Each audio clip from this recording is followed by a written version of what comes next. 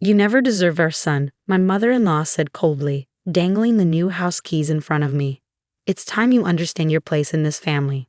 I stood there silently as she finished changing the locks on the house I had lived in for 7 years. My name is Sarah Mitchell, and at 35, I was watching my in-laws kick me out of my own home. The situation would have been almost funny if it weren't so frustrating. "Nothing to say," my father-in-law mocked. "No tears. No begging. I thought you put up more of a fight." I adjusted my bag and smiled. "No need. Maybe you're right. I never deserved your son." The confusion on their faces almost made up for the humiliation of this moment. Almost. From the day I married David, they made it clear I wasn't good enough. I was just a middle-class girl who had somehow married into their wealthy family. They never let me forget it. Not at family dinners, not during holidays, and certainly not during the many family meetings where they criticized me as a wife. "Well," my mother-in-law huffed, disappointed by my lack of resistance, "at least you finally understand. David will be better off with Madison anyway. She comes from the right kind of family." Ah, Madison. The family friend who had been hanging around David for the past year. The same Madison who had secret lunch meetings with him, sent late-night texts, and slowly crept into my marriage. The perfect woman for their perfect son. Everything they thought I wasn't. As I turned to leave, my mother-in-law's voice stopped me. "Don't think about claiming anything. David was smart enough not to put your name on any property or accounts. You'll leave with nothing, just like you deserve." I nodded and walked away as they celebrated their victory. What they didn't know, what David didn't know, was that I had seen this coming long before they did. 2 years into our marriage, when David had a bad car accident, he trusted me to handle all the paperwork. "You're better at this stuff anyway," he had said, signing whatever I put in front of him. So I did exactly that. I handled everything, including transferring the house into my name. Not out of greed, but because I knew what his parents were capable of. I loved David, but I wasn't naive. I protected myself. Now, as I walked away from the house I legally owned, I pulled out my phone and called my lawyer. "Julia, it happened just like we expected. Yes, they changed the locks. No, I didn't tell them about the deed. Let's move forward." I checked into the Four Seasons. Might as well be comfortable while the storm brewed. Julia had advised me to document everything. My in-laws' emotional abuse, David's affair with Madison, the messages, the bank records. "Your in-laws will regret this," Julia had said. And David, well, he made his choice. I'd ordered room service and opened my laptop, checking the security cameras I had installed in the house months ago. The live feed showed my in-laws settling in, probably planning how to redecorate now that I was gone. A text popped up from David. "Mom said you finally left. It's better this way. Madison and I can be together now. I'll have my lawyer contact you about the divorce." I didn't reply. Instead, I forwarded it to Julia to add to our case file.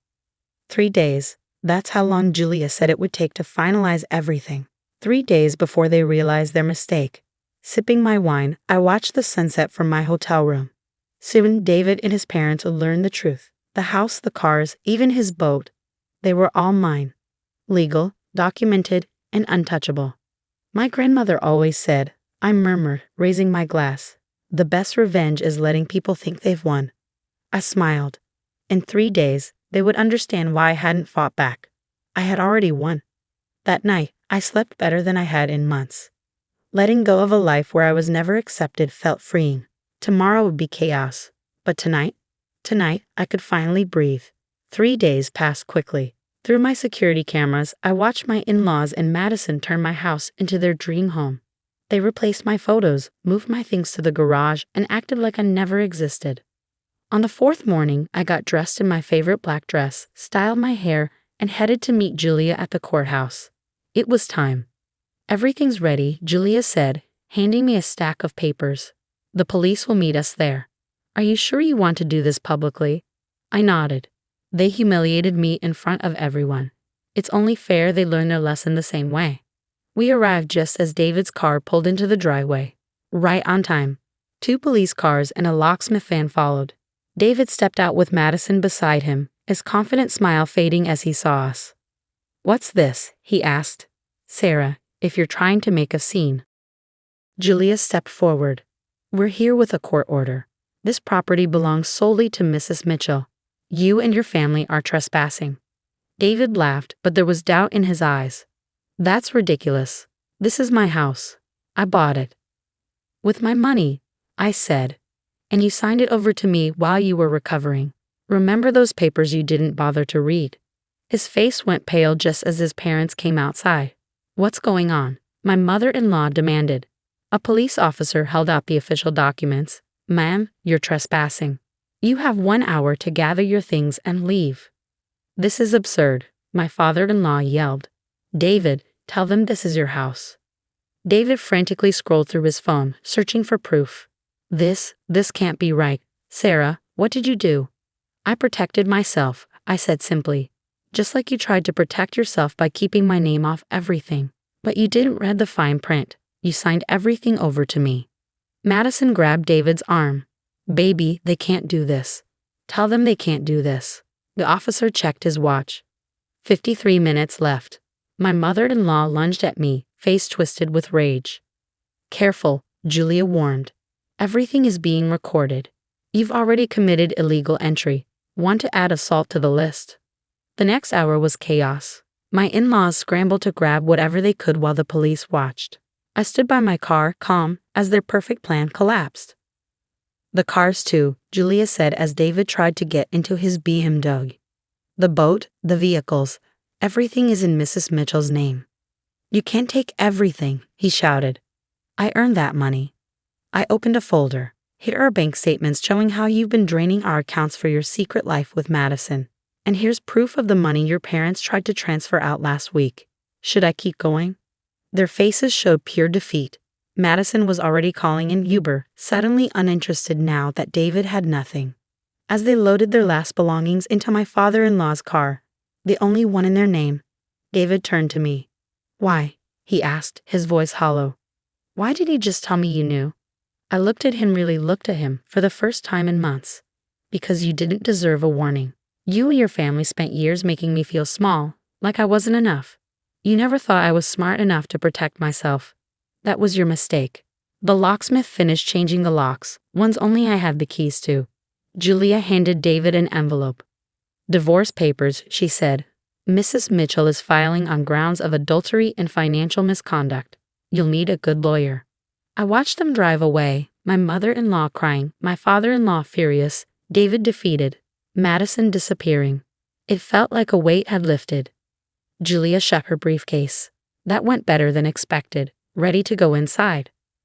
I looked at my house, truly mine now, and smiled. Actually, I have one more stop to make first. The day wasn't over yet. I had one last surprise, one that would show them losing the house was just the beginning of their problems.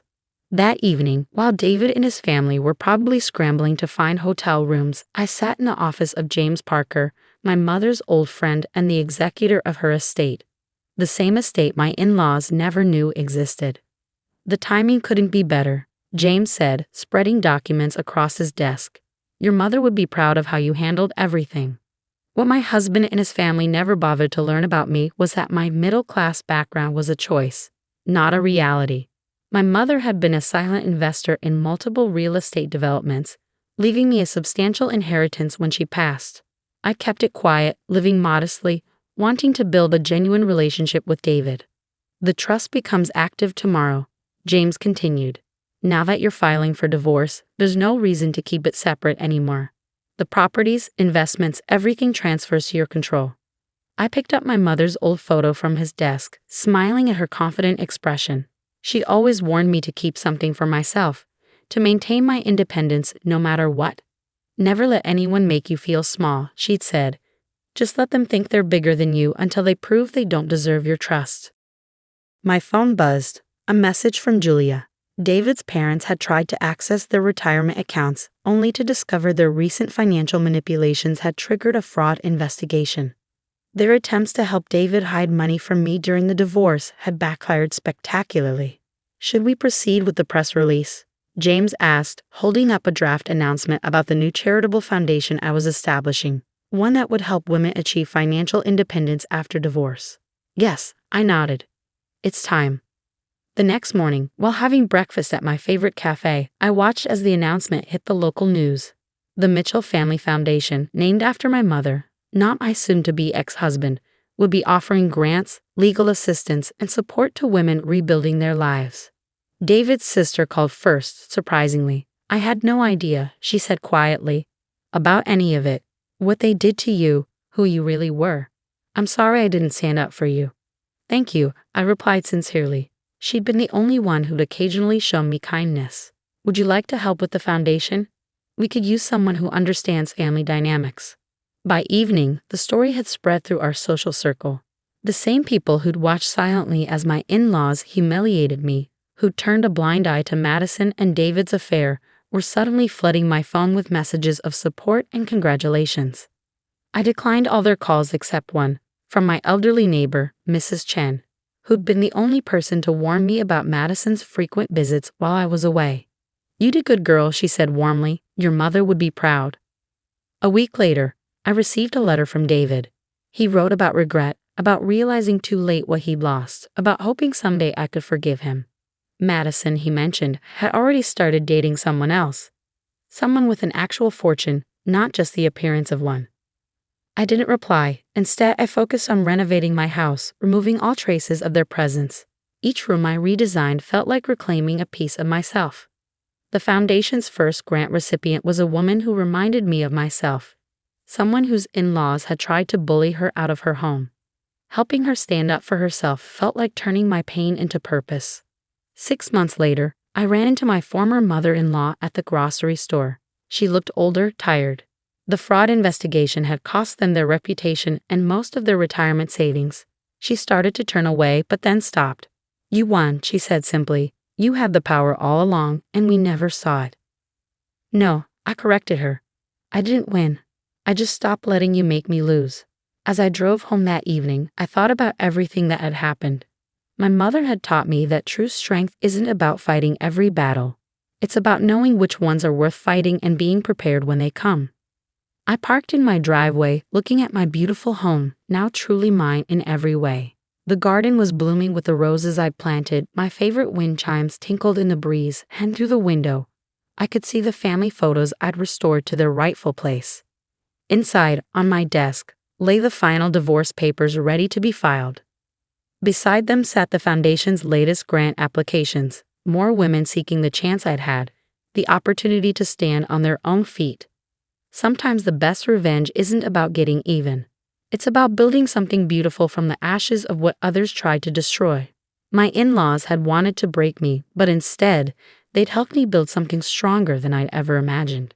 And that was worth more than any house or inheritance could ever be.